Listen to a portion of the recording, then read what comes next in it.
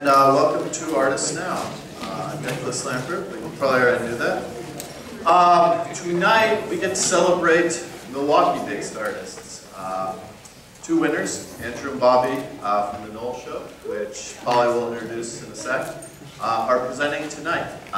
So be sure to check out the Mary Nohl exhibition this Friday night, 5 to 9.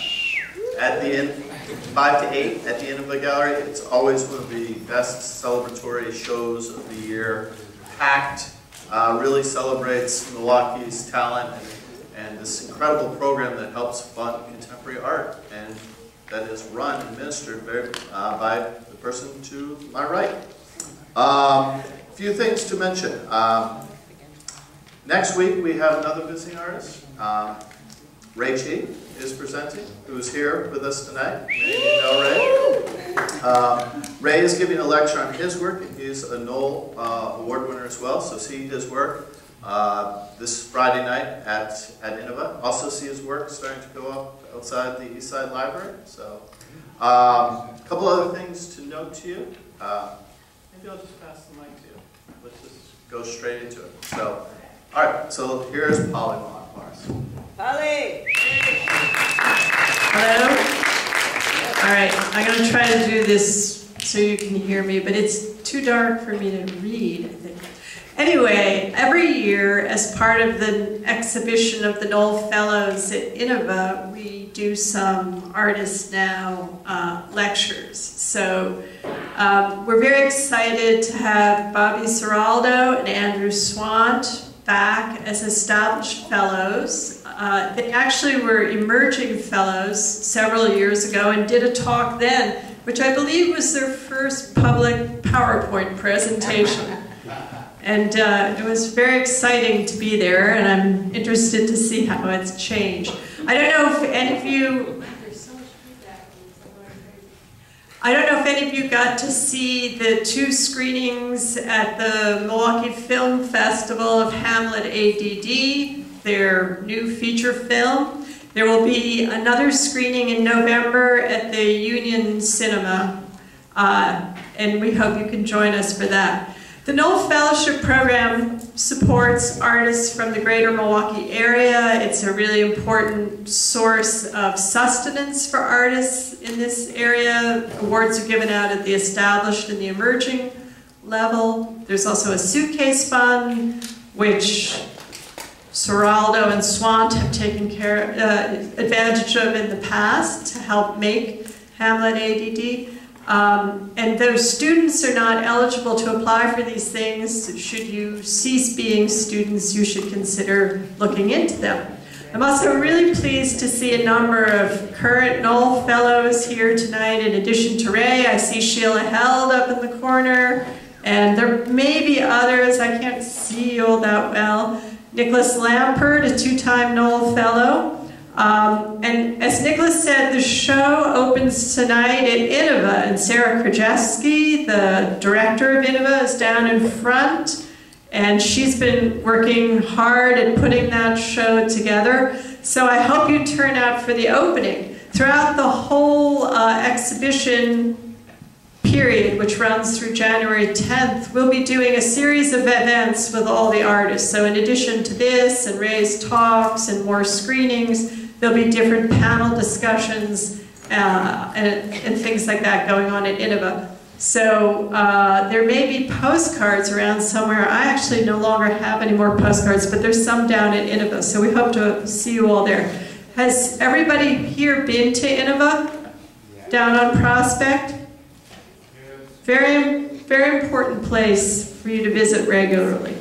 I'm going to just tell you a little bit about Bobby and Andrew, if I can do this. So Bobby and Andrew practice as Special Entertainment, which is a creative partnership that began in 2003 because they shared an interest in emerging digital mediums and a desire to experiment with and blend the traditional rules of art, entertainment, and humor. In addition to Hamlet A.D.D, which premiered at the Los Angeles Museum of Contemporary Art last April, their projects include William Shatner's Gonzo Ballet, an award-winning documentary starring, you guessed it, William Shatner, and the YouTube phenom What in the Butt. Their YouTube videos have been viewed over 65 million times, and their films have screened in film festivals and art galleries in the US and abroad. So, without further ado, I turn it over to them.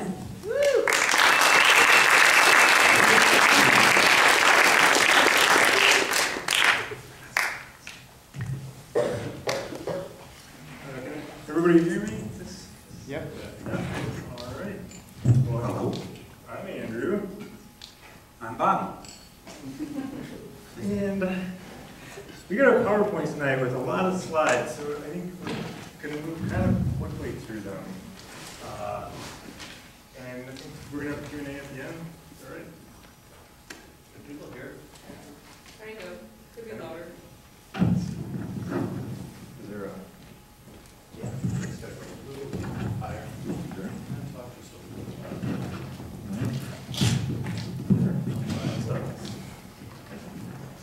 Hello? Can you guys hear me? Yeah.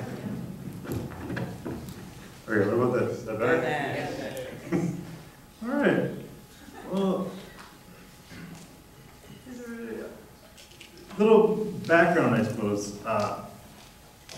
I went to UWM for film in the 90s, and I ended up transferring to Eau Claire for art, and I got an art degree up there. And then I came back here to do film stuff again, and so I have kind of a film and art background, and when I was back here trying to do film stuff, I ended up meeting Bobby. And I studied computer science at college, and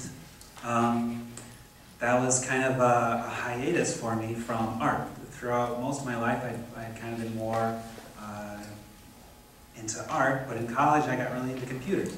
And so I have a computer science degree, but and I did that for about 5 years. I was a computer programmer, and then I got a little burnt out on just all the tons of hours that takes, and I got back in touch with some friends who had relocated to Milwaukee, and I moved to Milwaukee, and that's where I met Andrew. So, at a certain point, we formed this thing called special entertainment, which, I don't know, can you see the slides? Mm-hmm. It's kind of loosely been an art partnership.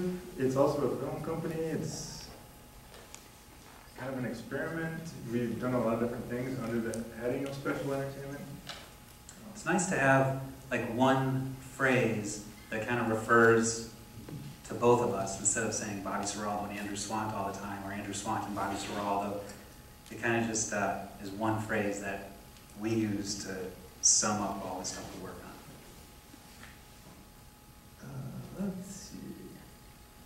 So, we met in about 2002, and so this is a little bit over a decade that we've been working together, but special entertainment itself has been around for about a decade. So these are just going to go in order from when we first met to today. And there's a lot of projects in here. Some of them were projects we did in an evening, and some were projects that we did in 10 years, over 10 years. We initially met working on this website called ZeroTV.com, which Bobby had been working on for a long time, and I just kind of came in at the very tail end and was kind of an intern. Yeah, ZeroTV.com was started by the people who made the documentary American Movie. If anyone's seen that documentary,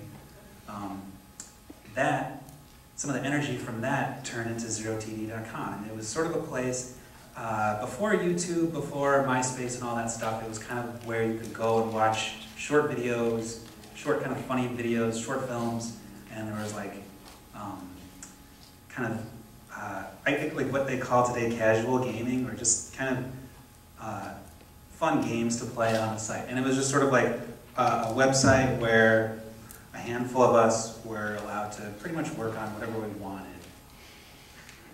Videos and kind of web art, web programming art.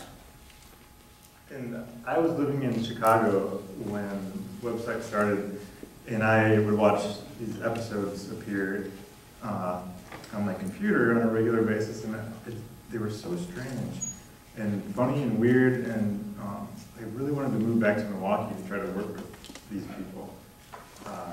And then I got here and realized they weren't really hiring, and I was kind of like, well, what am I going to do now? So I got a job at the art museum, and I ended up meeting some people there who led me to Zero TV people. Through a few different things there's something called Darling Hall, an underground performance space on the south side, and they used to do something called Tingle Showcase, and Bobby was living over there and involved, and I'd see him at all these performances, and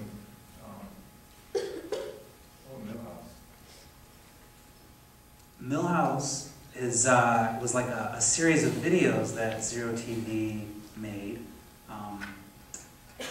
Everyone picked a crayon out of a bag, and that was your color. And then you kind of had to make a series of videos and different kinds of art based around the color you chose.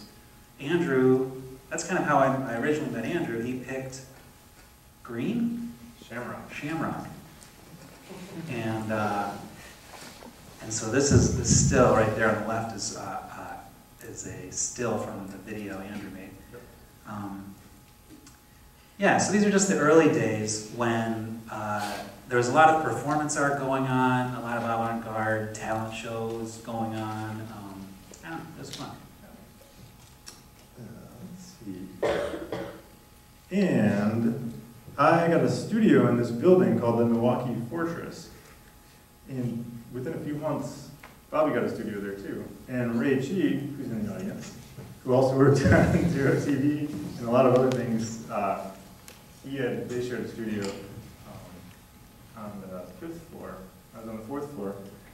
And we started running into each other a lot, and I ended up hanging out at his studio a lot because he had heat and I didn't.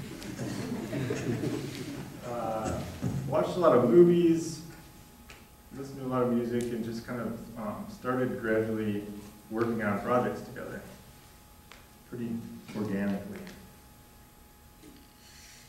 So, the Fortress is awesome just because it's very cheap. You know, like you could get a ton of space for like no money, and I mean it was really raw. There wasn't, there weren't a lot of bathrooms, and we were both living there actually in different spots for a while, and so you kind of have to find where the shower is in the building, but it's pretty cool. I don't live there anymore. Andy doesn't live there anymore. You're not supposed to live there. You're not supposed to live there. While I was living there, I was working on this script called T.J. Hooker the Movie. Has anybody heard of T.J. Hooker? Yeah. Well, I was a big fan of the show, and I wanted to make it into a comedy, so it was kind of based on an old Mickey Spillane book called Kiss Me Deadly. And so Shatner was going to play Hooker as this hard-boiled detective, and I sent out the screenplay all over the place, and no one was interested. But I learned a lot about screenwriting. It was kind of my first attempt at doing a full script, and I was really into it. And then at the same time, I think Bobby was working on something called Chubby 2.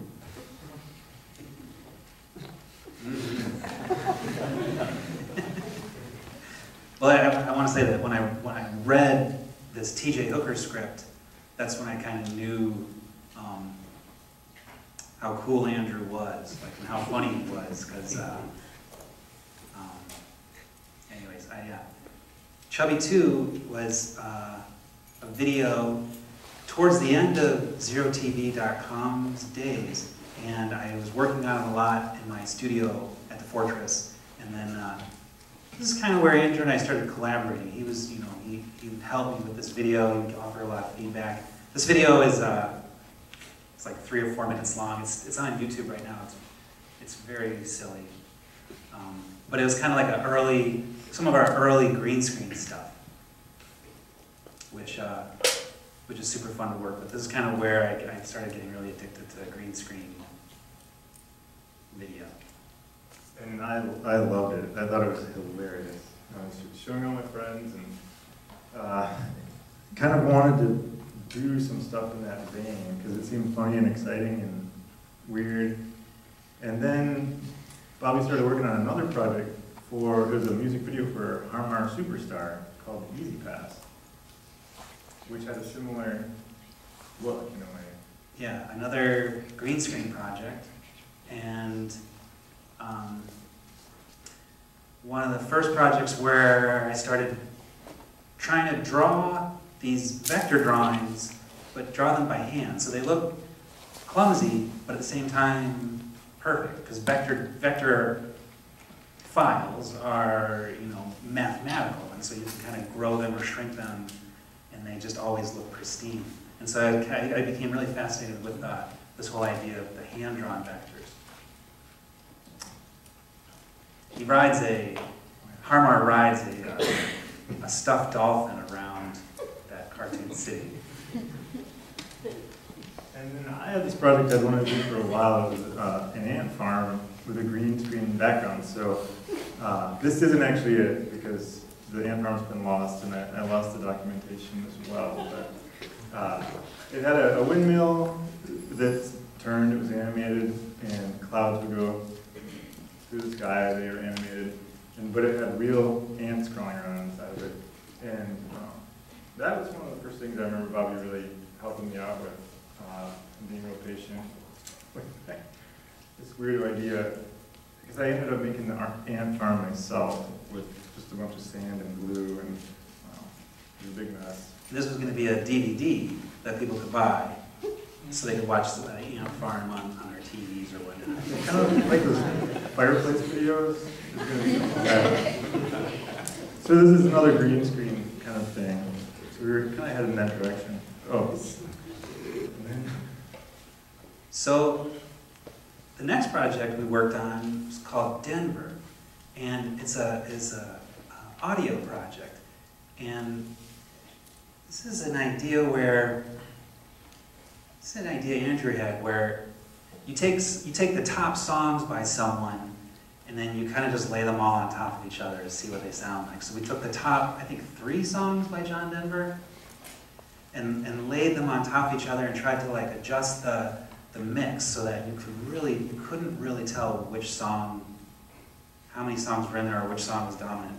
And then we made those into CDs and sold those at our friend's store. And how many of those did we sell? We sold 1.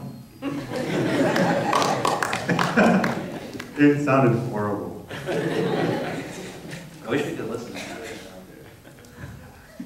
Not really. Oh, and then we did a series of these bootstreachy videos. Bobby had already done 1 or 2 of these on his own earlier, and we just kind of kept the dream alive. Bootstreachy is a made-up last name. It's a made-up person, like a made-up video artist. Some reclusive, fictional video artist who lived maybe in the suburbs or in the woods, who would just make these weird videos.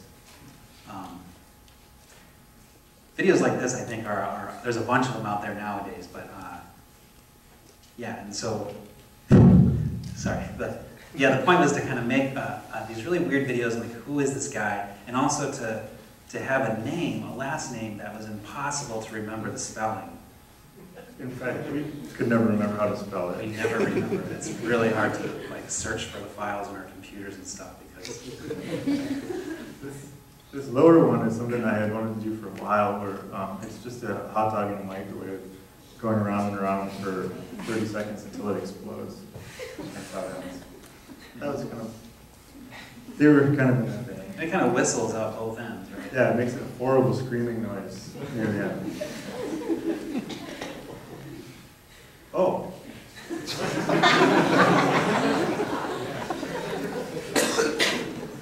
Then we had this idea. There was This is before, I think this is before studios started putting a lot of their trailers online for free. It was right around the time when that started happening. And when a new movie would come out, the trailer would be really popular. And sometimes you would use like BitTorrent, or back then it was called eMule or eDonkey, or different kinds of file sharing networks to download these torrents. And we thought it'd be funny to, because The Matrix was coming out, or maybe it was The Matrix 2, and we thought, oh, everyone's going to be wanting to watch The Matrix trailer, let's download it, modify it a little bit, and then kind of put it back into the peer-to-peer file sharing network. So that was our next project. We actually put some of the green screen people from that Chubby 2 video into the trailer. And so he kind of like pops up behind people here and there.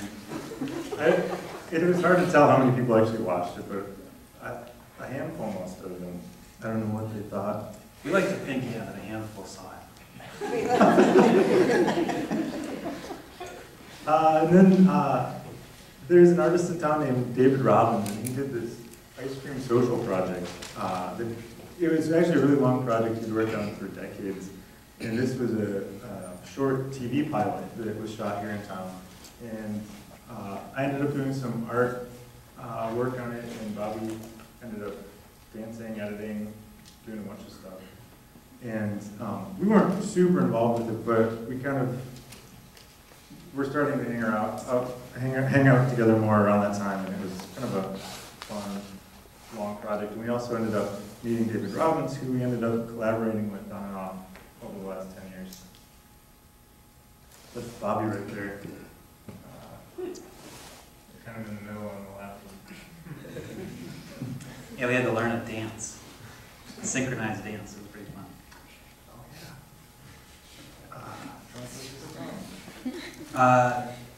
Yeah, so Drunk vs. Stone is a series of art shows that our friend Scott Reeder and Tyson Reeder, I'm not sure who's actually affiliated with that.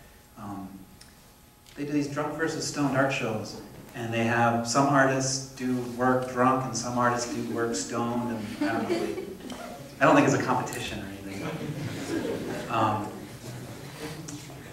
We were commissioned to make a video for one of these shows, and we went through tons and tons of movies, as many movies as we could.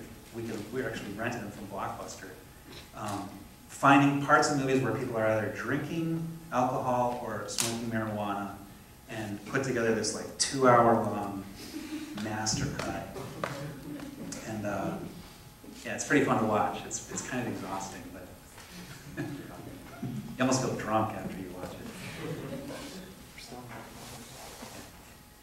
So then 2004 hit, and we decided we should maybe try to make a company or a name for ourselves, or an organization, or something to be kind of an umbrella for all these weird projects we were starting to make to fall under. These were just some of our names we came up with before we settled on special entertainment. I hadn't seen these in a long time. Some of them were pretty. Blanket Fort. Hungry. Special entertainment, not a lot of, we had people vote. We sent out this list to a ton of our friends and people whose opinions we respected, and we got back all sorts of different feedback, and one or two people were interested in special entertainment, but they were so gung-ho about it that we kind of went for it. Yeah, we did.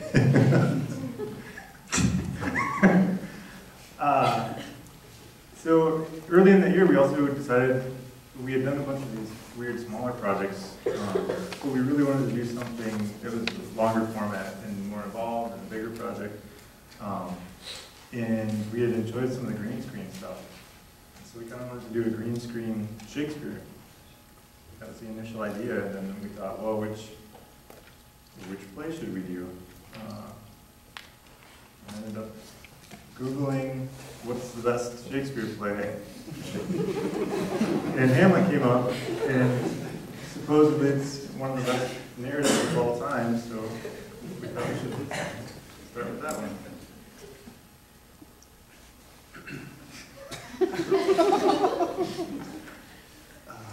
And neither of us have read Hamlet before. How many people have read Hamlet, just out of curiosity? Okay. We had no idea what it was about. It's really hard. We had both read Shakespeare. I mean, we read other plays and stuff. We just had never read that one. So, but when we ended up doing a ton of research, and we spent 3 or 4 months just working on the screenplay and how we were going to do our own spin on it. And we decided to make it a comedy instead of a tragedy, and give it some sci-fi elements. And it's going to take place in this cartoon world, kind of like that Chubby video. And there's going to be time travel.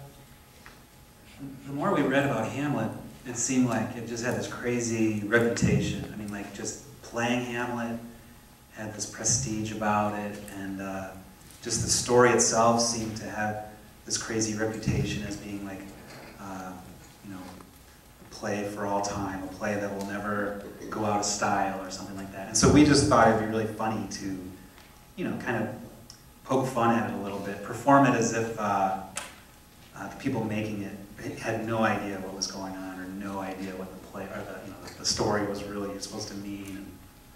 And, we also really, we were fascinated by the idea that Shakespeare was targeting different kinds of audiences at the same time, both highbrow and lowbrow audiences. And we thought that was really cool, and we wondered if we could do that too.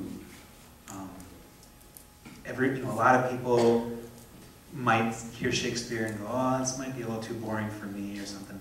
But, so we wanted to throw that ADD on there to kind of attempt to make it seem a little more exciting, and also it plays into how we portray Hamlet too, as being someone who suffers from ADD so much that he can't kill his uncle. It's a spoiler. Well, I think that's mentioned. So these are just some stills from the movie. We kind of had a field day at this costume store in town. Dustin Diamond up there on the upper right from Saved by the Bell. We tried to get some guest stars in the movie because we knew if there were some name actors, we might have a better chance of being seen or noticed, and so we ended up with a really odd cast of whoever we could convince to be in this weird project. What year was this that we started this? 2004. 2004. Yeah. And now it's 2014, and we're still working on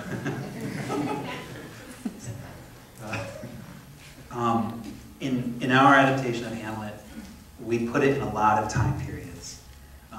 It starts in like the original, what you think of as the conventional Hamlet time period, I guess, 1600s, and then scene by scene, it just starts going forward in time, so that you really get like a ton of time periods by the end of the film.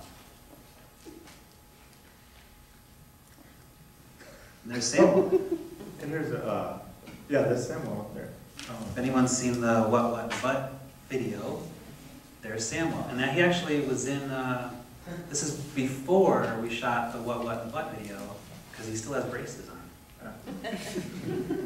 And Bobby plays Hamlet in the movie, and I play Hamlet's best friend, Horatio.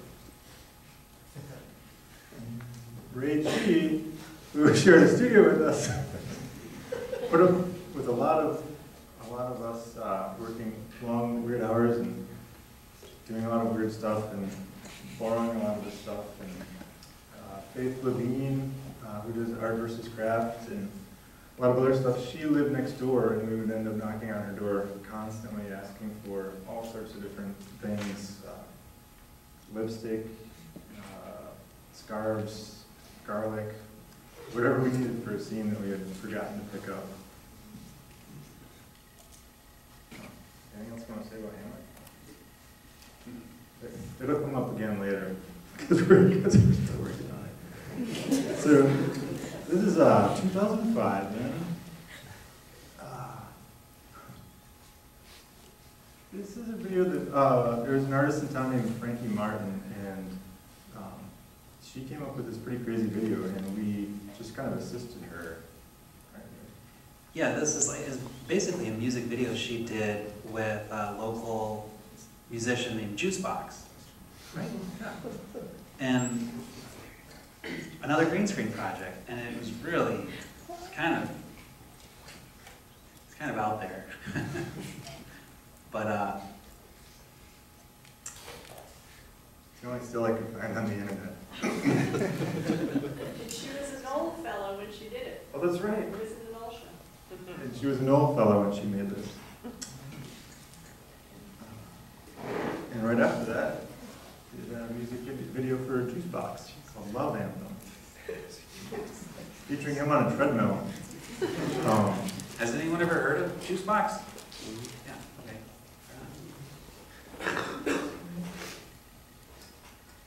And then we, there used to be this 24-hour film competition. I don't know if it's still going on. I think now there's a 48-hour one. But we decided to enter one year with David Robbins, and so you get a theme at the beginning of the day, and then you have 24 hours to come up with a movie. So we came up with this one called Studying the Lie, about a golfer who it just takes a really long time to putt.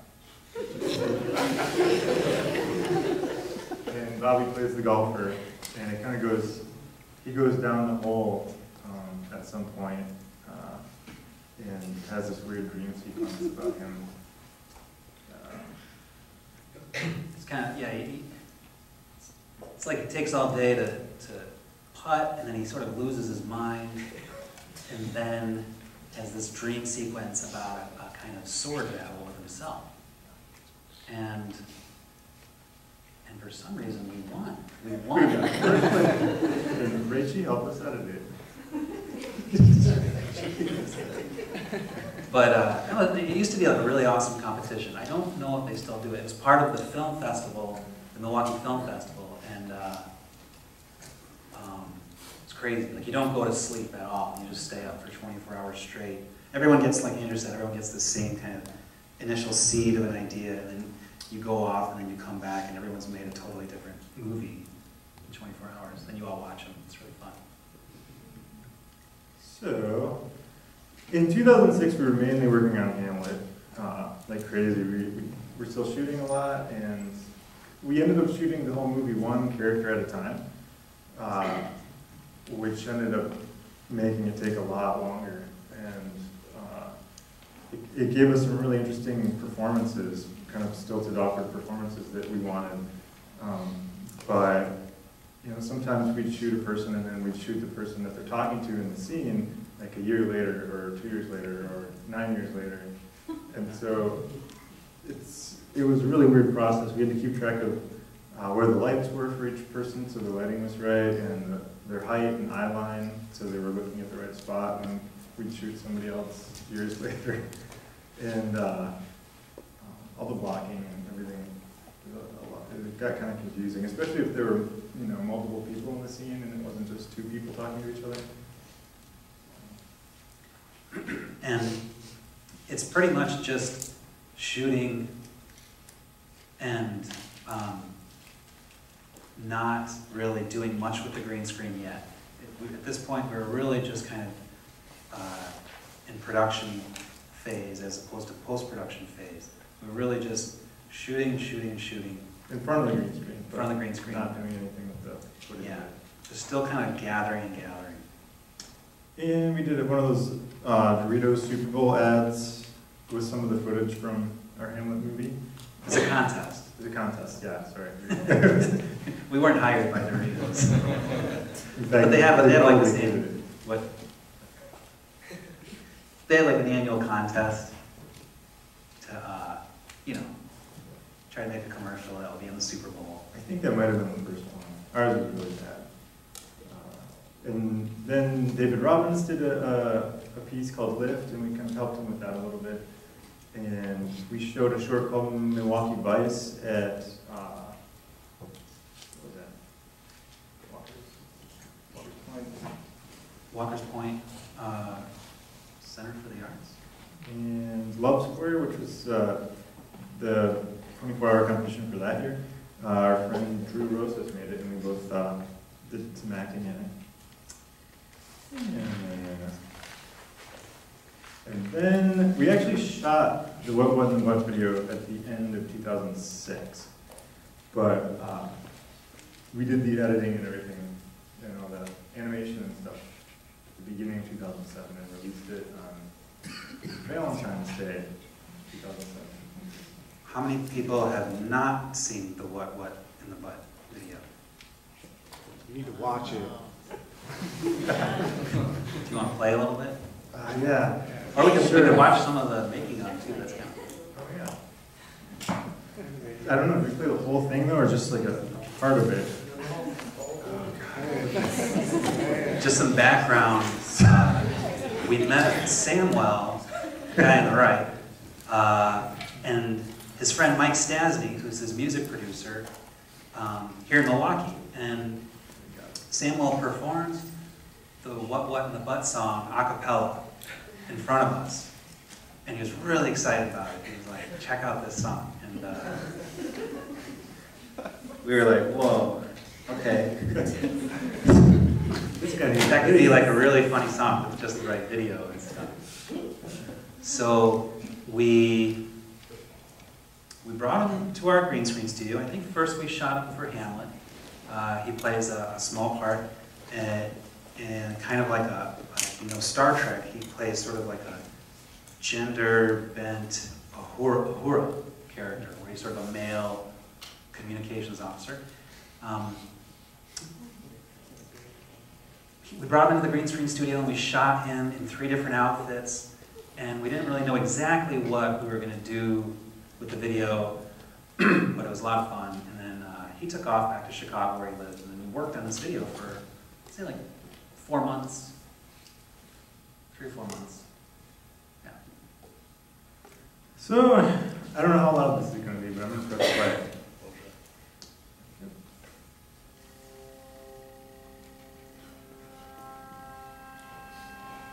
Right, I'll keep some of our ads on there. That'd be interesting. You can,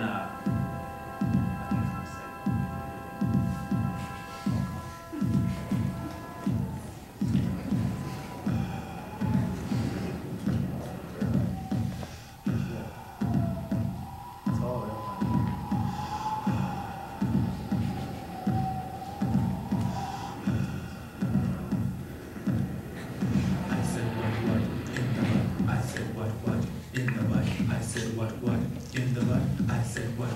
In the butt, you wanna do it in my butt, in my butt, you wanna do it in my butt, in my butt, you wanna do it in my butt, in my butt, let's do it in the butt, okay.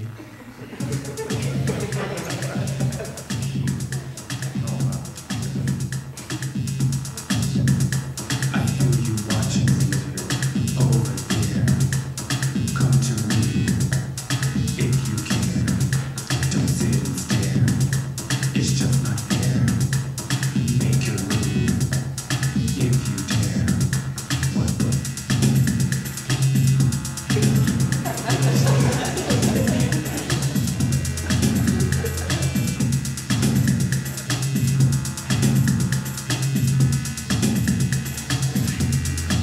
I said what in the butt. I said what in the butt. I said what in the butt. I said what in the butt. You wanna do it in my butt? In my butt, you wanna do it in my butt? In my butt, you wanna do it in my butt? In my butt, let's do it in the butt. Okay, it's okay.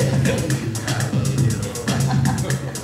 Don't you worry, I won't fight. Not that hard. If you want it, I'll give you power. Just be gentle. I'm delicate like a flower.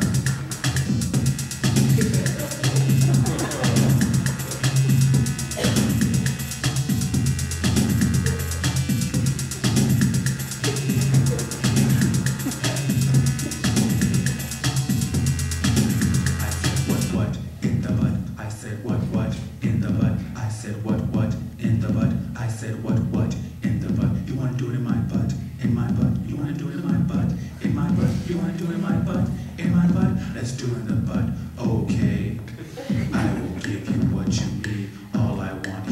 see. Give it to me, if you please. Give it to me. Sort of going to outer space. I want to give you what you need. All I want is big and see. Give it to me, if you please. Give it to me, if you please. What in the butt? I said what in the butt? I said what in the butt? I said what in the butt? You wanna do it in my butt? In my butt? You wanna do it in my butt? In my butt? You wanna do it in my butt? In my butt? Let's do it in the butt. Okay. What I would do? What all I would do? I said what give it to me. I said what give it to me. But if you want to play my butt, I said what all I would do. I said my butt. In my butt. I said what give it to me. But if you want to do what in my butt, I said what? Okay.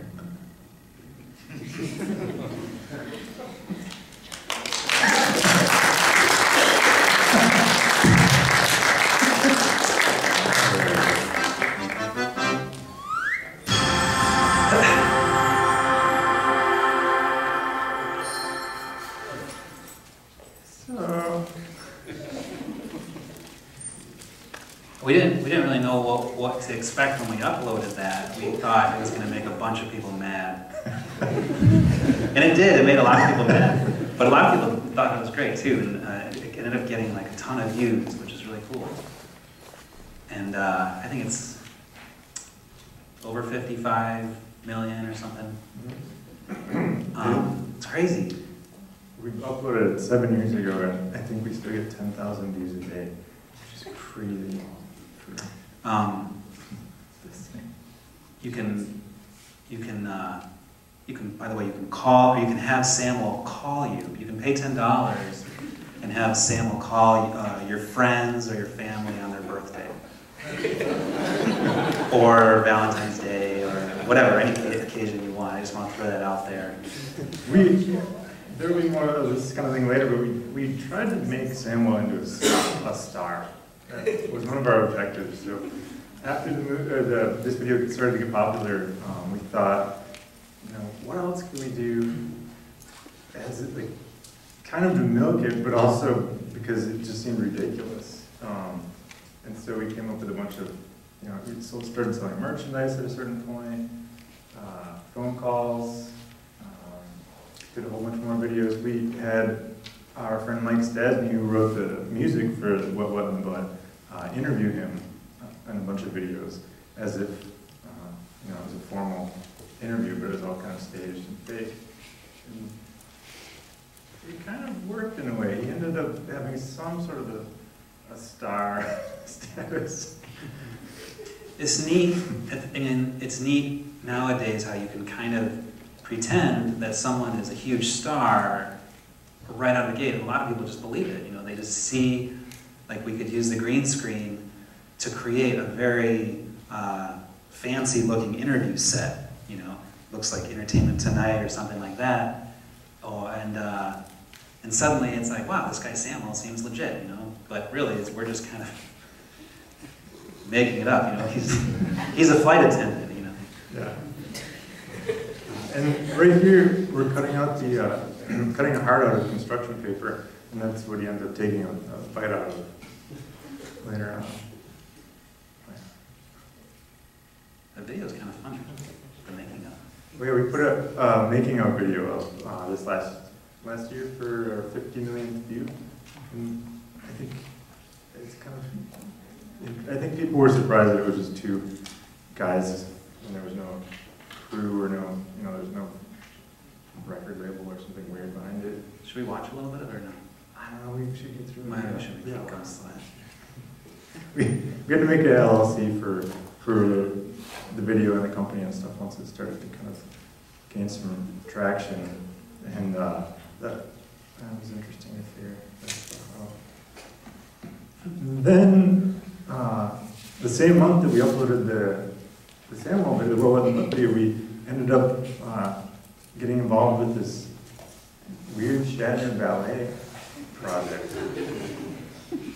I'm a huge William Shatner fan. I'm a huge Trekkie. So him coming to town for this ballet that they were doing based on one of his albums, I was really excited. And then when we got a phone call asking us to help film it, I thought, well, maybe I'll get to meet him. thinking like that, that's all I really was interested in. And did you get to meet him? Got to meet him. Very exciting. We did it with a guy named Pat Buckley, and he was kind of in charge of the shoot, and we asked Shatner if we could hold on to the footage that we shot. Shatner just wanted to document it in case he couldn't come to the premiere of the ballet. He ended up making it to the premiere, and then we asked him if we could keep the footage and try to turn it into some sort of a documentary. And Ray Chi here in the audience ended up editing it and turned it into something really great. And we sent it to Shatner, and he loved it and put a little bit more money into it. And Bobby ended up flying to Nashville to interview Ben Folds, and we interviewed Henry Rollins and some other people, and it ended up turning into a bigger project and ended up being feature length. And I think now you can watch it on Netflix. And For maybe everyone knows this, but for people who don't know, Shatner records music sometimes, and it's like he does a sort of spoken word version of his songs. I mean, if you've seen the Priceline commercials, he was doing these songs in those commercials for a while. But the Milwaukee Ballet decided to do a whole ballet set to a lot of songs from one of his albums, and he had a lot of guest stars, a lot of guest musicians on the album, like Ben Folds and Henry Rollins and Amy Mann and stuff. So it was really fun to meet these people and make this thing. And we got to go to Shatner's house and watch Monday Night Football there. And George Costanza was there. And Henry Rollins. Yeah. It's weird. John Larroquette was there. If anyone knows who that is. Night Court. And this was another project that ended up taking way longer than we were expecting. It just kind of seemed to go on and on. A lot of back and forth between, sending them cuts, and then at a certain point, a distribution company got a hold of it, and they put a little more money into it and added some of their own stuff. So now it's this weird hybrid of the movie we made and then the stuff they added. And we were working on Hamlet this whole time, and if you're people who are familiar with Hamlet, there's the play within a play part of the play, and in ours it's robots that act it out. And for people who don't know, Hamlet gets this idea that he's gonna see if his uncle really did kill his dad by putting on a little play to reenact the murder in front of everyone, and he's just gonna check out his uncle's reaction the whole time. So this is the play within the play, and yeah. But we got. Has anybody heard of Mystery Science Theater 3000? Yeah. It's where the little. There's a guy trapped in a spaceship. He's watching really crappy old movies, and he had built these two robots to hang out with him. And so he had somebody to talk to during the movies, and they kind of sit down in the bottom corner of the screen with him and in silhouette, and you watch the movie with them kind of doing commentary over the whole thing, making fun of it. And we had these two robots in our film, and we thought, well, we should try to see if we could cast the two robots from Mystery Science Theater. And they both said yes, which we couldn't believe. And whoever was putting out the Mystery Science Theater box set contacted us and said, could we put that scene on the box set? So it ended up being a special feature on one of these box sets. So that was pretty fun for us, because we're also huge Mystery Science Theater fans. So. And then the same scene showed at White Columns in New York as part of this show called the Beverly Hills Villas that David Robbins put together. And it's kind of a funny standalone video where you just see these 1950s era robots interacting with each other, and one falls asleep and this other one sneaks up and kills him. And he blows up. This was our third attempt at the 24-hour film festival, and Now this one, the four of us were sitting around a kitchen table and we put the camera on a rotating Christmas tree stand. And so the camera just goes around and around, and it's kind of like that 70s show when they're in the basement. But we just kind of were drinking tequila, and at a certain point started talking about our most embarrassing moments and things like that. And stayed up all night and added it into this really odd, dreamy, weird video, and it ended up getting first place, which was pretty great, but then it showed at the Milwaukee Film Festival, and we had to watch it on the big screen with a packed house, and it was really embarrassing. For some reason, we decided not to wear shirts, too, for this video. I don't know why. And so we're like getting drunk, shirtless, talking about our most embarrassing, usually most embarrassing sexual moments, I think is what we talked about a lot. And, but that was really fun too. But embarrassing. And then we followed that up with another embarrassing video. It was a competition that the American Humanism Association was doing, and we submitted a video at the last second where it's Bobby and our friend Drew in these bathroom stalls.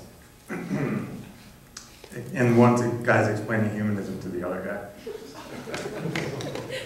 Yeah, like the way the video went down is that there's two guys next to each other and they start talking about humanism versus religion, and one guy is trying to explain humanism to the other, the more religious guy, by saying, you know, I don't necessarily need a higher power to be a good person and all this stuff.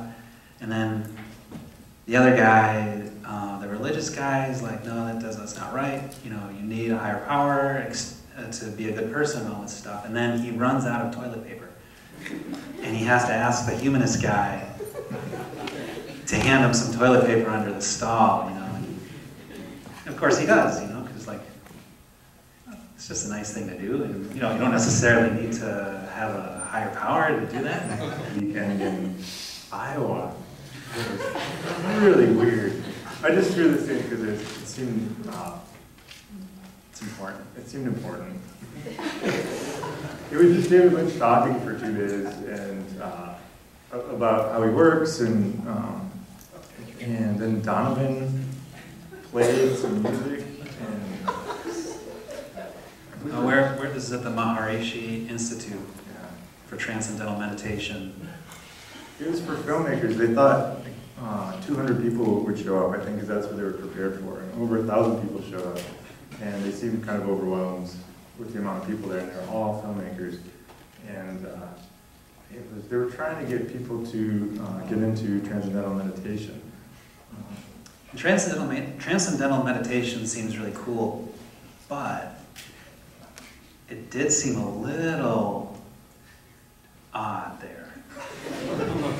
And they practice a form of flying across the floor where you kind of like flex your butt muscle repeatedly or something like that, and you kind of like bounce around and you kind of sort of glide.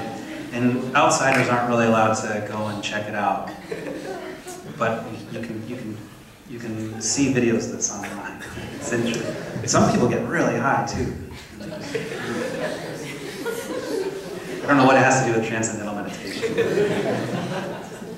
We got to meet David Lynch briefly. So these are, we did these Samuel interviews, this is what we were talking about before. That's the Milwaukee skyline in the background. And they were just real staged, just kind of scripted. And they actually got a lot of views. Oh. Do you remember how this started? I don't know.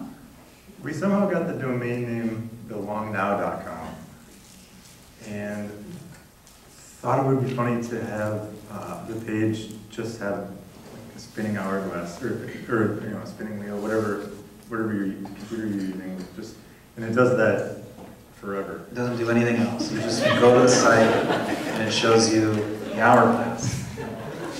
And we can actually keep track of how long people stay on the site.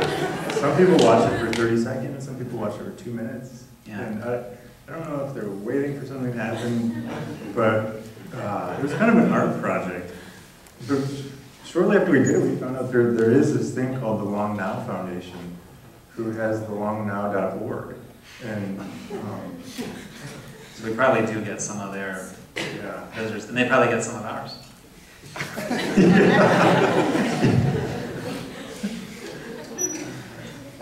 So 2008. We did another Samuel video where he goes to the International Space Station with Santa. Google asked us if we would do a video, or YouTube asked us if we would do a video for Christmas. They were going to send them out the week before Christmas. I don't know who or how it's going to go down, but we turned this in, and then they suddenly didn't need it anymore.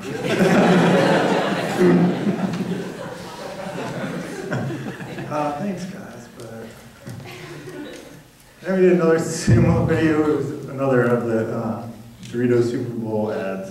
The Doritos commercial contests are really fun because they have like a sort of like a running top 20 videos, and so even if you know your video is not going to get picked officially by Doritos, you can still kind of like get your video high up on the list of popular contenders, and that was always really funny to us, especially having a Samwell inspired Doritos ad, which we knew would never ever win. Like Doritos would never probably pick that one. Oh, wow. We did a What Won the Butt Halloween contest. I just threw this in. We were asking people to dress up like Samwell and send us videos and pictures, and the winner would get an autographed picture and some underwear and all sorts of great stuff. And we didn't get any submissions. Like, none. And the day after Halloween, we realized we put the wrong email address down. But some people did actually do it, and we did eventually get some really hilarious. After the fact, we tracked down some videos. people. Yeah. We also, our phone was unplugged accidentally for 6 months at the studio, and we didn't notice. But no one calls us anyways, so that's why we didn't notice. Then this is right before the first, when Obama was running for president the first time, and this was kind of a man on the street thing we had Samuel do, and it's Marcus Doucette from 88.9 we ran into, and some of the responses were really great. It was, Samuel was just saying, who are you going to vote for and why? And we did Samuel Goes to the Woods. This was actually first performed at Darling Hall, that performance space we mentioned at the beginning, and by these two, and we asked them to reenact it in front of the green screen. And then near the end of the video, we started pulling in some things from our green screen studio, like the fan that was keeping them cool. Things we would normally go out of our way to conceal or remove, we started allowing to pop back in. And then at the end of the video, the whole studio kind of appears, and you see them in the green screen room, and then it kind of collapses into this weird time warp, and they go to outer space. Yeah, you can collapse into a wormhole. And then they go to Uranus. Then we did Samuel Goes to the Spa. That's another one that they had written for Darling Hall, and they just kind of did again in front of the green screen. And then the What video appeared on South Park. We had no idea that was going to happen, but it's pretty exciting. They had an episode that featured a lot of YouTube videos, and it was sort of like, I don't know, it was crazy awesome when we saw it. We were like, whoa, they really paid a lot of attention to our video. I mean, like, when you step through the two videos frame by frame, like, you can tell they even copied like where we put the clouds in the background and stuff. I don't know why, but Yeah, and it's about a minute long of our 3.5-minute video, so we were just blown away. And that ended up leading to a whole lot of weird situations down the line. But seeing it at first was really exciting. Neither of us have cable, so we had to go to a bar nearby that had cable, and we asked them to turn off the jukebox so we could watch this thing, and we were super shocked. And then we followed that up with a prison orientation video for the Milwaukee Secure Detention Facility. Yeah, this one is kind of different video for us, but what was required is what they were doing is a lot of new, like, incoming inmates would have to go to each department, and the department head would give their speech to all the new inmates about the do's and don'ts of prison life and stuff. And so they really wanted a video that they could just show the prisoners and not do these talks. And so that's what we made. And it was about an hour long, I would say. Yep. It was really by far our most depressing project. Yeah. It was not fun. It seemed so interesting at the beginning. Like, oh gosh, we're going to get to go inside a prison, and what's it like in there, you know? And how, you know. But yeah, it's not cool in there. No, it was really sad. It's not cool in there. So we followed that up with, has anybody heard of Leslie and the Lies? We were pretty big fans of her from her gem sweater videos and stuff. And we saw her performing at Darling Hall, the performance space, and asked her after the show if we could do a music video for her. And she said she had always wanted to get Elvira to kind of do an intro for this one Zombie Killer song that we liked. And so I called up Elvira's manager and I said, would you be interested in doing this? And she said yes, and we couldn't believe it. She just did it for free because she thought Leslie was really cool. And so they recorded this album together, and then we did the music video for the single. Elvira is like a huge cult celebrity, and she kind of did a spoken word thing over Leslie's song, kind of like Vincent Price's monologue over the Thriller, Michael Jackson's Thriller. And Elvira was probably my first celebrity crush when I was growing up, so I was pretty excited that she was involved.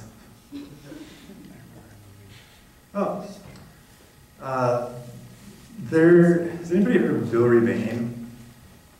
He's a Wisconsin director. He's made maybe 15 different movies, and he's been called the poor man's Ed Wood.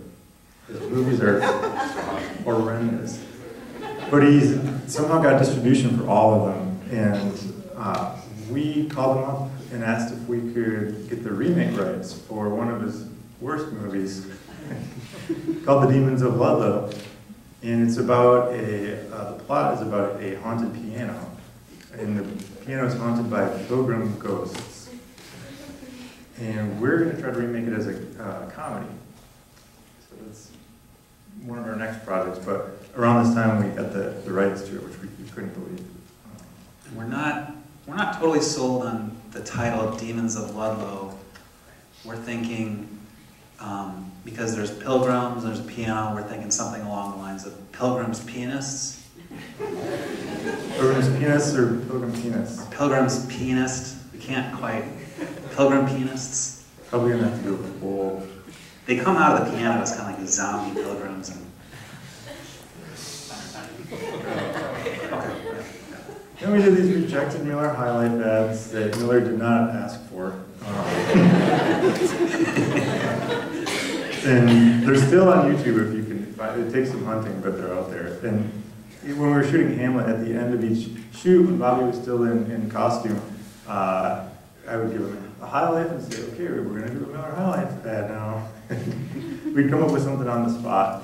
And at the end of filming the whole movie, we had all these different costumes and all these different scenarios, and we edited them into 31 different short ads and put them on the internet. And we thought they'd get taken down right away, but they've been up for like 5 years. some of our best work. And we made a website for special entertainment finally, thinking that's something we should probably do. And then we got the Nohl Fellowship for Emerging Artists, technically in 2008, but it was for the 2009 year. And we got some money for it, and that went right into our Hamlet movie. And then we also got to do a show at Innova at the end of the year, where we showed props from our Hamlet movie, some of the stuff we had made, and then some of it there were these green screen green shape suite of triangles, squares, different things that didn't have cartoons on them yet. And then on screens we showed what the shapes turned into once they had been cartoonified. Yeah, things like an old-fashioned radio, the kind of cathedral-style radio. We needed in the movie, but we didn't want to like buy one or build one, so we just thought, we'll do a cartoon one, just draw it. But we needed to actually build a green shape, a green radio. And that's what we put in the show, is all of our green objects. And then we started doing this late night television show. Has anybody seen this or heard of this? We bought airtime on the CW network, wherever the affiliate is here, at 2 in the morning to air our own TV show. And it was a concept with David Robbins, and he did some of the episodes and we did some of the episodes.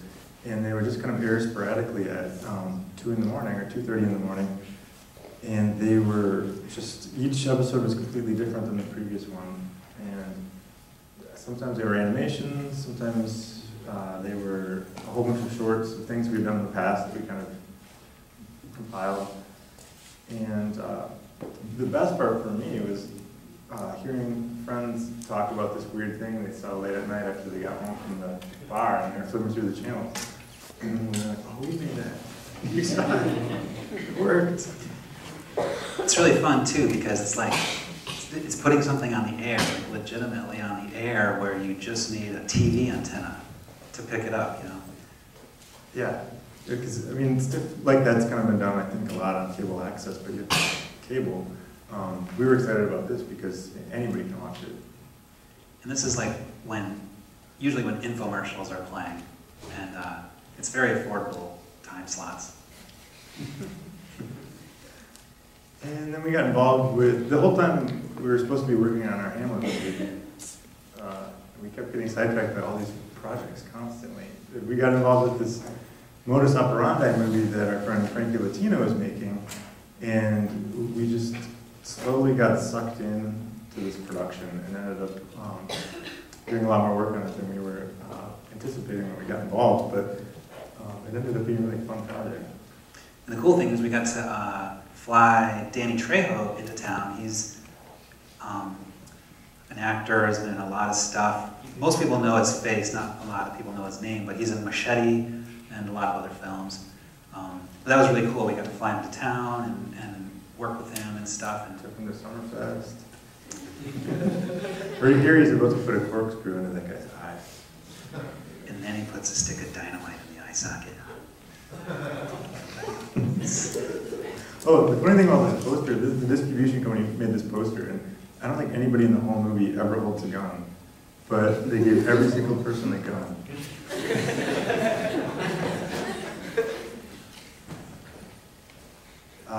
Then our friends were working on this movie called Moondust for longer than we worked on Hamlet, and their studio is next to ours in the Fortress building.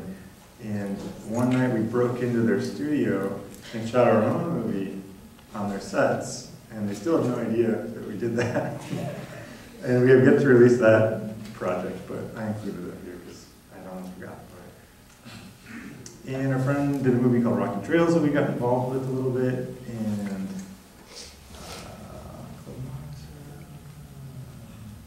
we did a couple more sample videos. I'm just going to rush through it. We don't have a lot more time. And we did a video called Protect Respect, which was a PSA for safe sex that Samo wanted to do. And collaborated with some other filmmakers in town. Planet Gina was under attack, and Samuel had to go save the day. Then we aired 2 more Something Theater episodes that year. And then we did this thing called the Found Footage Show. Has anybody heard of the Found Footage Festival? These are friends of ours, and they, the Onion A.D. Club wanted them to do a series, so they contacted us, and we ended up making this series with them of 30 episodes, I think. Each one was maybe 3-4 minutes.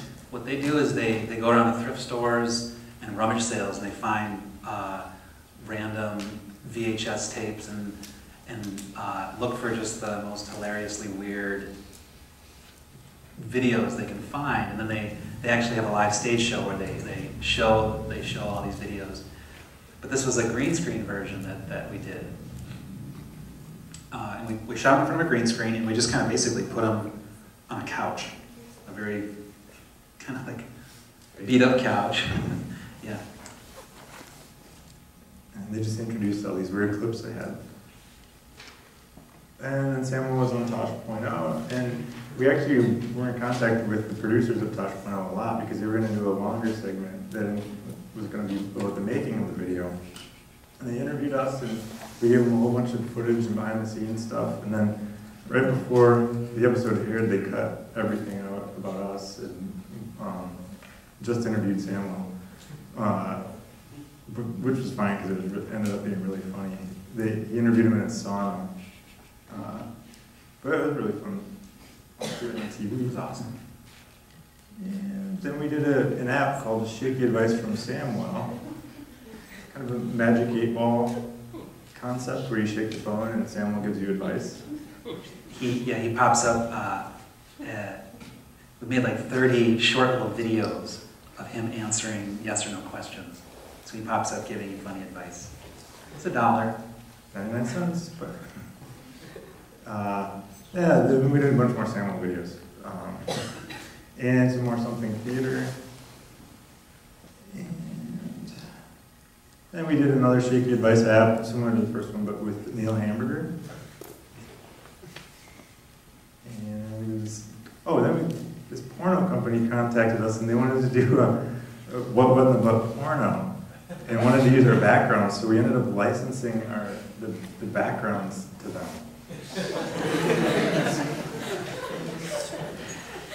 So they actually made a really well done version of the What in the Butt video, but with a woman doing the singing. But I mean, she's wearing the exact same clothes. There's 3 of her. Like, they really did a great job of.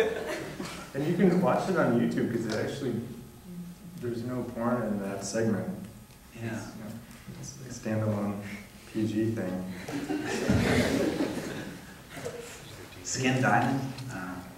Oh, then we get the suitcase grant from the Nohl Suitcase Fund, and we went up to LA and projected the blimp that you can see at the beginning of the What in the Butt video all over Los Angeles on different buildings.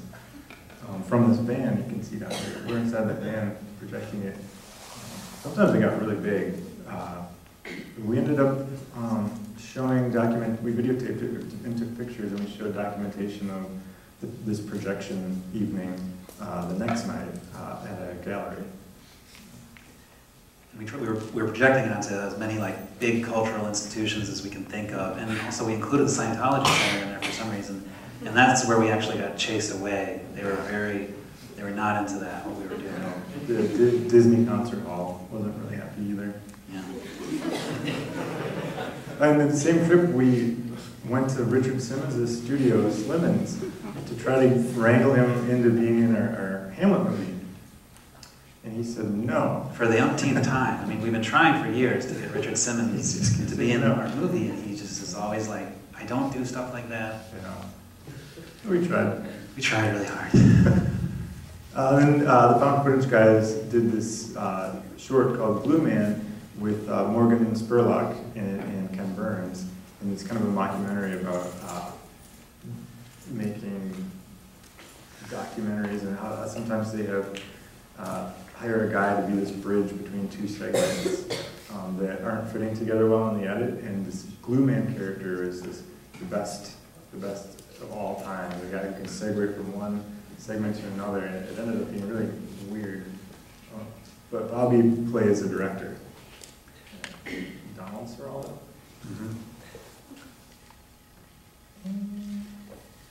And then we needed a little bit more money for post-production for our Hamlet project, so we did a Kickstarter.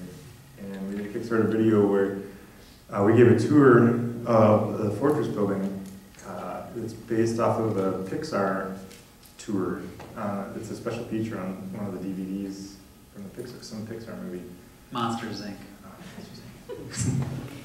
Yeah, I was always obsessed with this Pixar tour video because their facilities are just so deluxe and nice. And the Fortress is not, you know? So we made this video where we're giving this tour where we're just as excited as the Pixar guys, but like, we're going through the dumpsters and there's rats. And then this, has anybody heard of On Cinema, At the Cinema? It's kind of a show that makes fun of movie review shows like Siskel and Ebert. And it's Tim Heidecker and Greg Turkington who plays Neil Hamburger in a lot of stuff.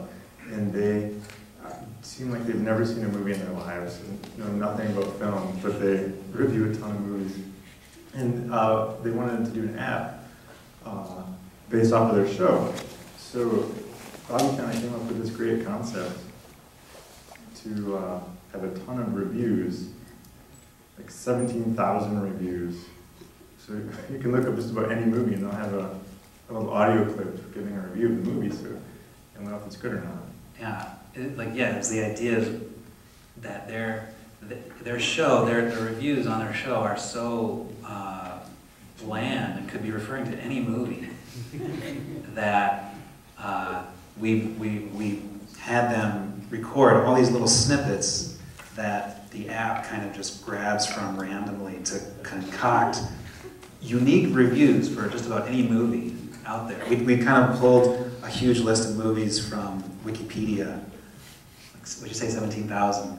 And based on the title, the app generates a unique review using their kind of back and forth. And it's kind of fun. And we did the behind the scenes video, and we did a few more Samwell videos, but they just kind of petered out and weren't getting that many views anymore. Baker McDonald, no, we can skip that one. I'm sorry to explain. And then we actually started selling the What What song recently, which we'd wanted to do from the beginning, but we couldn't for a bunch of different reasons. And then the Museum of Contemporary Art in Los Angeles contacted us and asked if we would like to do a video for their Mocha TV series. And we asked if we could do a trailer for our Hamlet film, and they said sure. And then they asked if we would want to premiere the movie at Mocha, and we were like, for sure, we were really excited about it. So they gave us a little bit of money and scheduled a screening, and kind of was the a push that we needed to, kind of a deadline to get the movie finished, or just about finished. And then we ended up screening it about 9 months later in LA at Mocha, and then we screened it at the Oriental, and then we just screened it at the film festival. 2 different screenings, one was last night, and it's going to play again next month at UWM at the Union Cinema on November 20th. And it's evolved every screening, and so it's been fun to watch it each time and see different reactions based on what we include or don't include in each cut, because it's such a long play that condensing it to a feature length is tricky.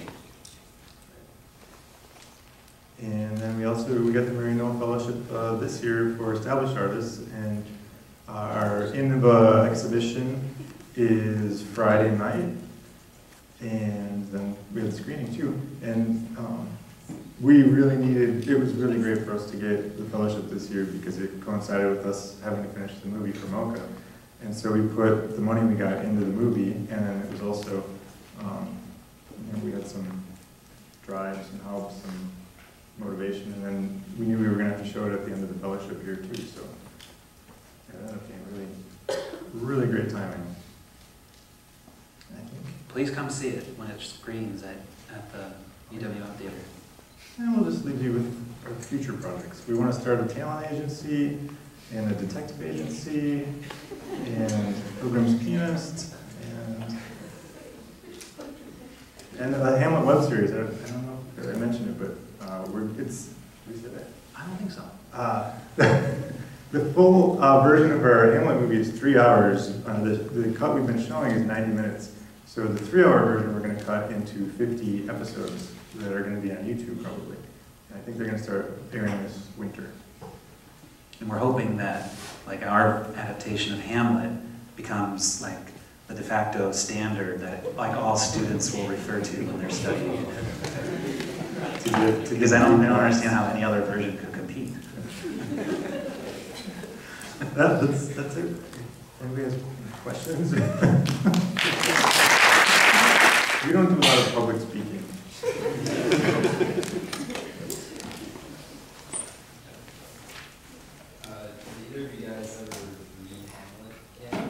Oh yeah. Did we ever read Hamlet? It's like since then? Yeah. No, we actually thought about just using the Cliffs Notes to make a movie.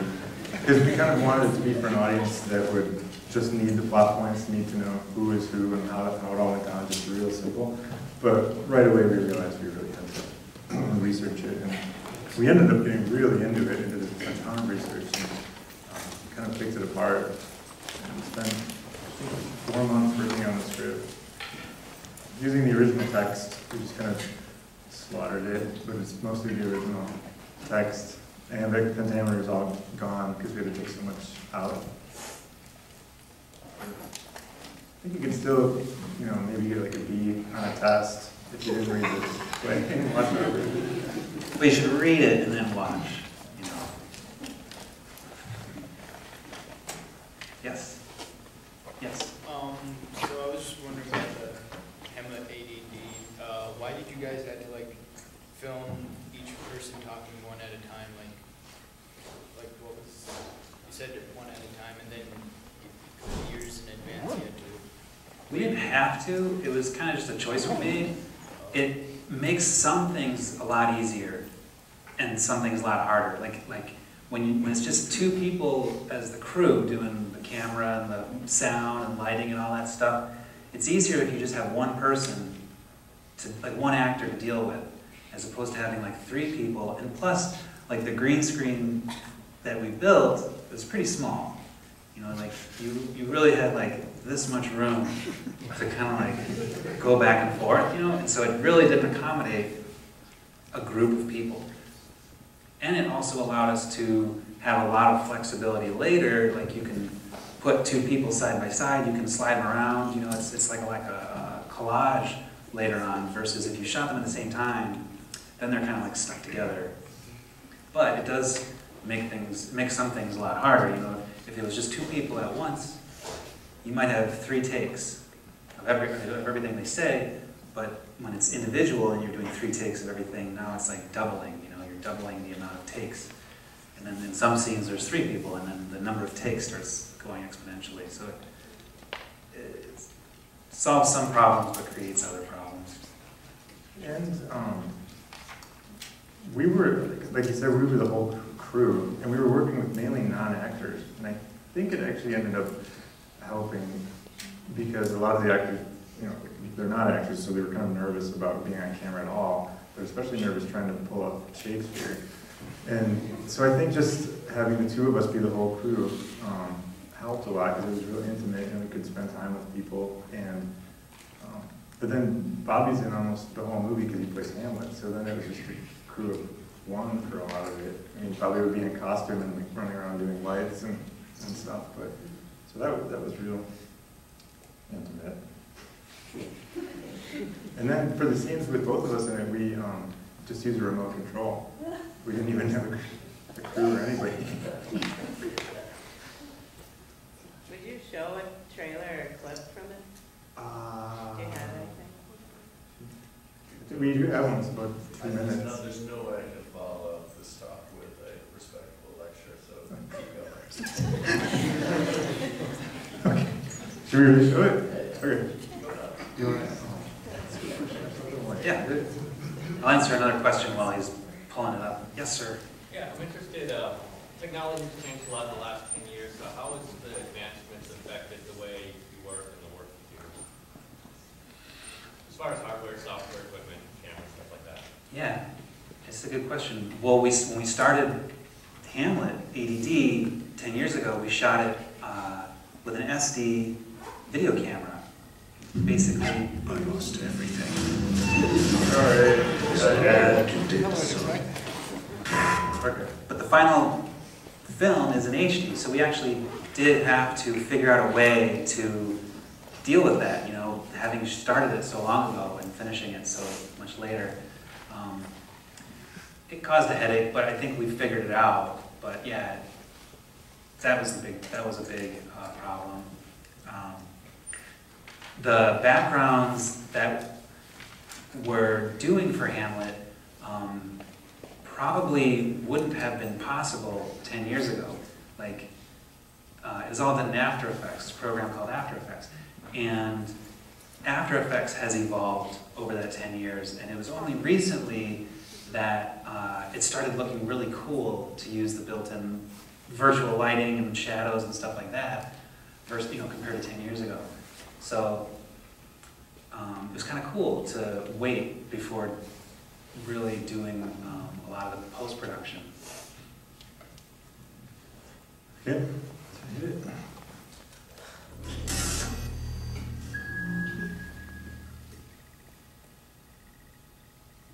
From the creators of What in the Butt and William Shatner's Gonzo Ballet comes a timeless classic, 400 years in the making. Robert Richard George of Coven is Claudius. Mark Borchert and Mike Schenk of American Movie are the Gravediggers. Leslie Hall of Yo Gabba Gabba and Jem Sweater is the Zombie Killer. Trace Balloon and Kevin Murphy of Mystery Science Theater 3000 are the Robot Brothers. Majel Barrett Roddenberry of Star Trek is the Queen Robot.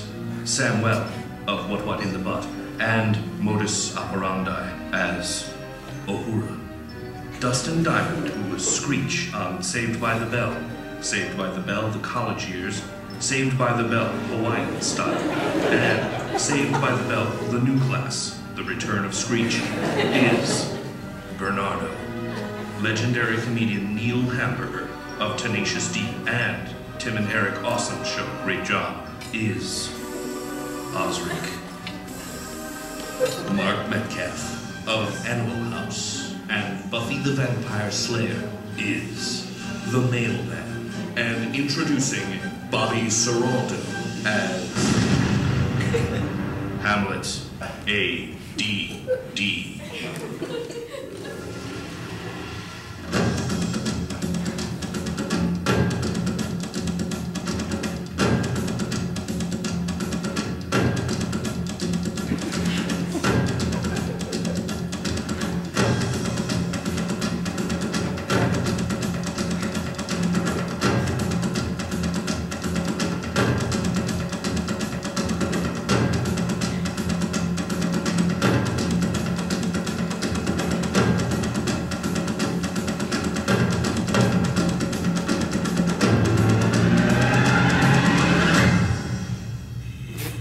Hamlet A.D.D. Coming soon to a screen near you.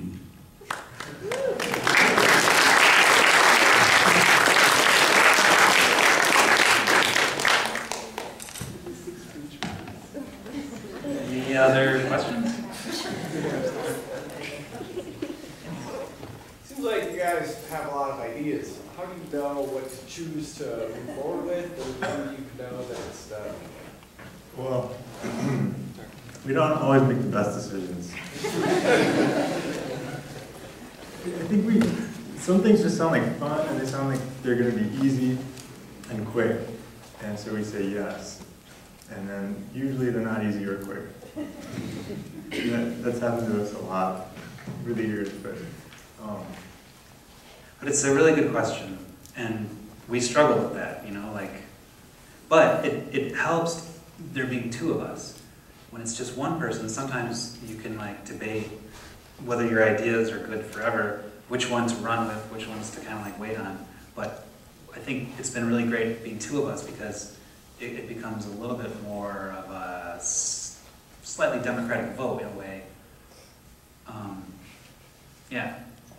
Yeah, if it's something both of us are excited about, then there's a good chance we'll do it.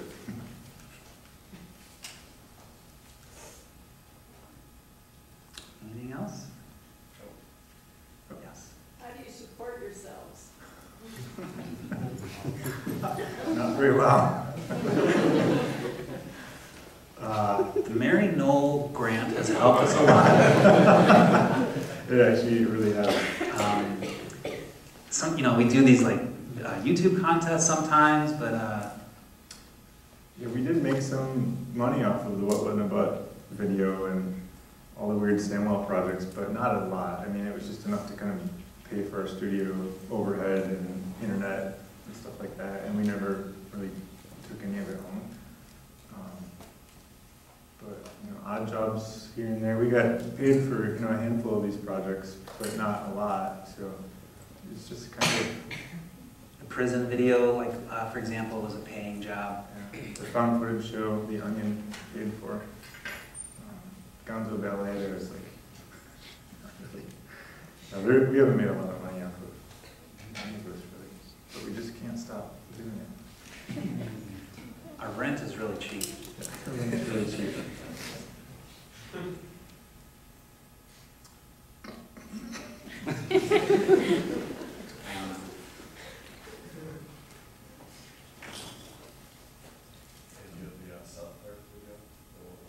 Oh God. Probably. Yeah. All right, here we go.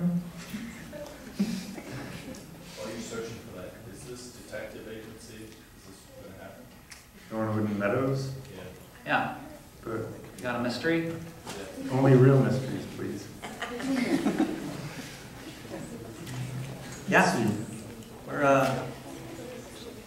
We haven't really solved any mysteries yet, but detective agency is just something we've always wanted to start for some reason.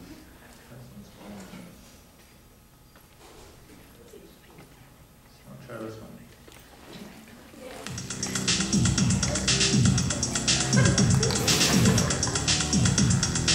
I said what in the butt. I said what in the butt. I said what in the butt. I said what in the butt. You wanna do it in my butt?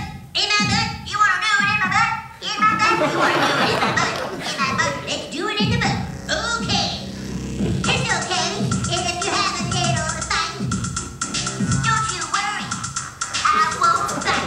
Not that hard. If you want it, I'll give you power. Just be gentle. I'm delicate like a flower. Get to it. Get to it. Oh, you what in the butt. I said what in the butt. I said what in the butt. I said what in the butt. You wanna do it in my butt? In my butt? You wanna do it in my butt? In my butt? You wanna do it in my butt? In my butt? Let's do it in the butt. Okay. There's more people viewing it. This is going great. Don't worry, the strike will be over soon.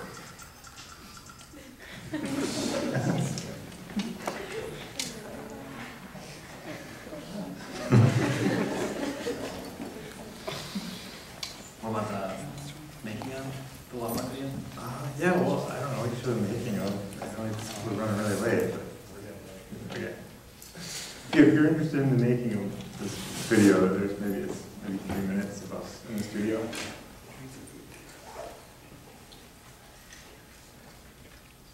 Let's put it to a vote.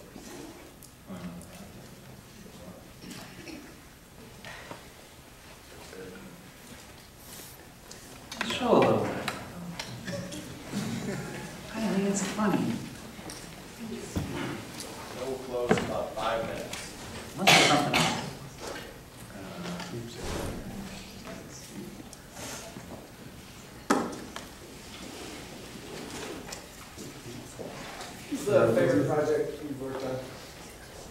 Favorite project we've worked on? Yeah. What are these favorite? Probably the prison video is the least favorite. Most favorite? Probably Hamlet. Hamlet A.D.D. project.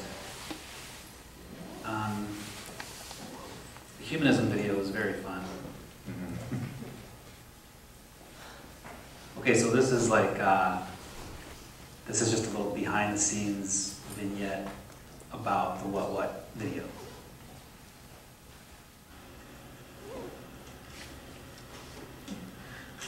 Damn. Ooh. Damn. Yeah. You are good. It's freaking art, people. Yeah. Maybe look at it for a second before you bite it.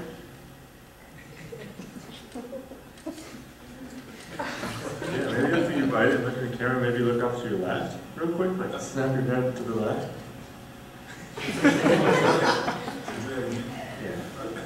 Yeah. What if you like smelled it before you did it?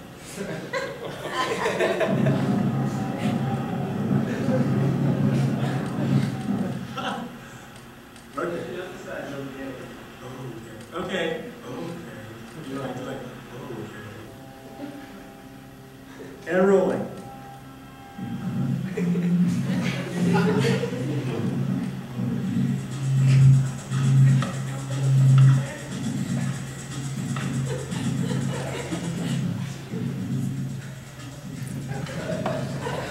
There you can see our studio pretty much.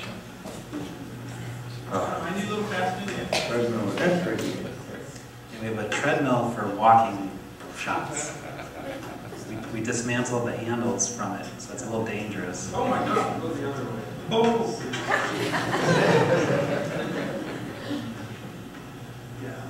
Are you okay? This is Bobby and Drew working. Oh, look at them. Look at those men. They're so strong.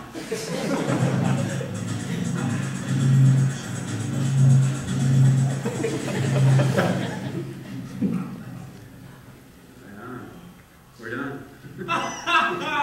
Thanks for coming over. Oh yeah, super okay. Ooh, now I gotta go change. Peace out. Costume change. Action.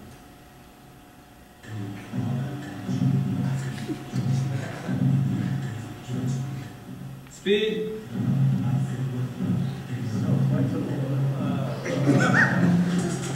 Maybe smile. Oh yeah, okay.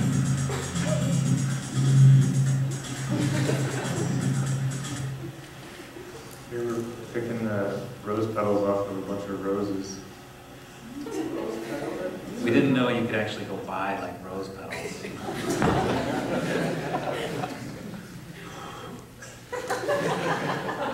You could not blow these things. Yeah, you couldn't blow them.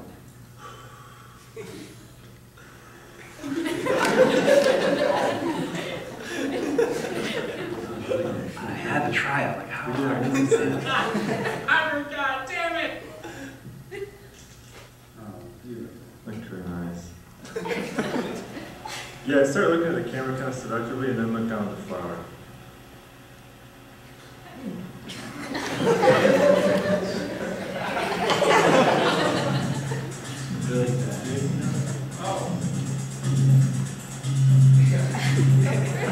That looks great. That's great. Slapping this dancing up. Fanny, good not do it. No, you look great. Socks. If it doesn't work, it'll put it in there. But I think it was good. I mean, we didn't get the black socks in, but personally, I would have gone with the black socks. Really? Yeah. Yeah. Samuel's really cool. He's up for anything. I can't laugh at you boys anymore. That's a wrap for my